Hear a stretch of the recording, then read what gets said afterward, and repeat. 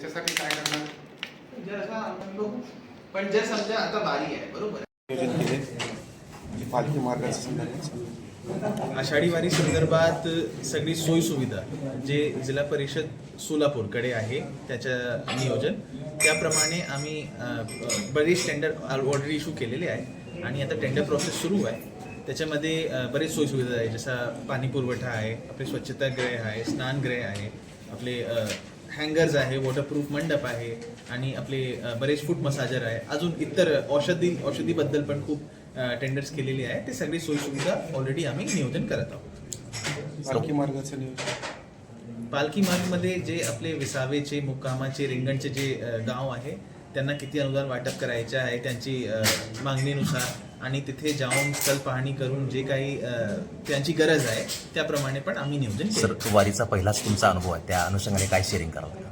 माझा पहिला अनुभव तर मला असं वाटत आहे, हे अनुभवनी संधी आहे जे देवानी मला दिलेली आहे. कारण वारी आपल्या महाराष्ट्राची एवढी पावन जे एक अशी यात्रा आहे आणि मला जे सोयीसुविधा करण्याची संधी मिळाली आहे त्याबद्दल मी देवाच्या खूप खूप आभारी आहे. वारकऱ्यांच्या संदर्भात जेवणाचे तुम्ही काय काय असेल? वारकरी संदर्भात आम्ही सोयीसुविधा सगळी केलेली आहे. वारकरी जेवणात म्हणजे कसं आता सुद्धा पुढच्या सगळीकडे ते चाललं पाण्याची सुविधा काय पाणीची सुविधामध्ये आम्ही जे आमचे फीडिंग पॉईंट आहे ते आम्ही आयडेंटिफाय केलेलं आहे. त्यांची आता 2 वेळी ऑलरेडी टेस्टिंग पण झालेली आहे आणि अजून प्रत्येक आठवडा किंवा 2 आठवड्यामध्ये एकदा आम्ही त्याची टेस्टिंग पण करणार आहोत आणि जिथे जे आपले टँकर्स आहेत तिथे टँकर्समध्ये जे पाणी येणार आहे ते तोच फीडिंग पॉईंटतून येणार आहे, त्याची टेस्टिंग सुरू आहे. सर, मेडिकल व्हॅन आणि त्या संदर्भात आम्ही मेडिकलसाठी आम्ही 2 प्रकल्प चं नियोजन केलेलं आहे. पहिला आहे मेडिसिन ऑन व्हील, म्हणजे एक फार्मसी आम्ही प्रत्येक किंवा जे मोठी आपली पालखी आहे त्यांच्यासोबत आम्ही देणार आहोत, जेणेकरून जे आपले वारकरी आहे त्यांना जे इमर्जन्सीमध्ये जे काही त्यांची गरज असेल त्याप्रमाणे आपण त्यांना औषध देऊ. सर, वारकऱ्यांना लिटर बाटलीमध्ये सोय करण्यात आलेली आहे का?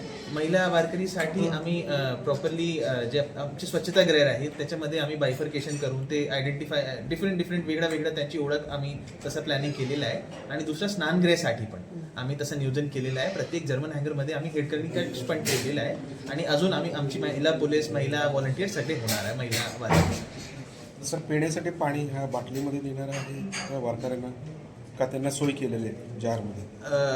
आमचे टँकर्स पण होणार आहे, काही पाऊच पण देणार आहे, काही बॉटल पण देणार आहे, कारण एवढे वारकरी होणार आहे त्यामुळे आम्ही वेगळं नियोजन तसं केले. वारकऱ्यांनी रेनकोटची वगैरे सुविधा गेल्या वर्षी होती सर, त्यावेळेस काय त्याची काय नाही, परत सांगा. रेनकोट रेनकोट ह्या वर्षी पण आम्ही तसं नियोजन आमची जी NIT आहे त्याच्यामध्ये आपले जे सफाई कर्मचारी त्याच्यासाठी पण आहे आणि वारकरीसाठी पण रेनकोट. सर, टोटल किती अधिकारी कर्मचारी यासाठी कर्तव्यावर आहेत? आता त्याचे नियोजन सुरू आहे, कारण इतर जिल्ह्यातून पण आम्हाला घ्यायचे आहे. एकदा ते खात्री एकदा हे फायनल झाला तर मी तुम्हाला सांगतो. Thank you sir. ठीक.